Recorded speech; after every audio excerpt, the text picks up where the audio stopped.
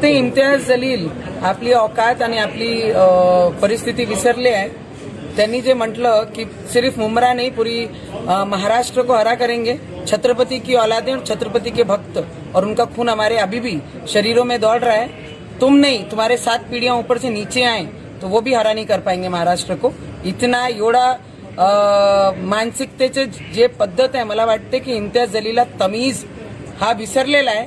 आम्ही मायनॉरिटी म्हणून, अल्पसंख्याक म्हणून या देशामध्ये त्यांना आपले घरामध्ये, आपल्या देशामध्ये खपून घेत आहे। त्याचा अर्थ हे नाही की सगळ्यांनी बांगड्या घालून बसलेले आहे। ज्या दिवशी आम्हाला दाखवण्याची वेळ आली तर 15 सेकंड आजही काफी आहे। तुमच्या स्वप्नातही हिरवं करणं हा पूर्ण होणार नाही। आणि असे लोकांना ज्यांना तमीज विसरलेले आहे, जे बायांबद्दल जेही बोलतात, पत्रकार परिषद घेऊन पूर्ण महाराष्ट्राला धमकी देऊन राहिल्या की ज्या छत्रपती शिवाजी महाराजांचा महाराष्ट्र आहे त्या पूर्ण महाराष्ट्राला आपण हिरवा करू, तर तुमच्या धमक्याला आम्ही भीक सुद्धा घालत नाही। इम्तियाज जलील, लक्षात ठेवा, तुम्ही ज्या शहरात राहतात त्या शहराचं नाव संभाजी महाराजांच्या नावाने दिलेला शहर आहे। आणि तुम्ही जर बदतमीजी सोडली नाही आणि महिलाबद्दल आणि या महाराष्ट्राबद्दल अशब्द बोलणं सोडलं नाही तर तुम्हाला या पूर्ण महाराष्ट्रामध्ये, जिल्ह्यामध्ये हिंडण्यासाठी किती त्रास होईल तुम्ही लक्षात आणून घ्या एकदा त्याचं।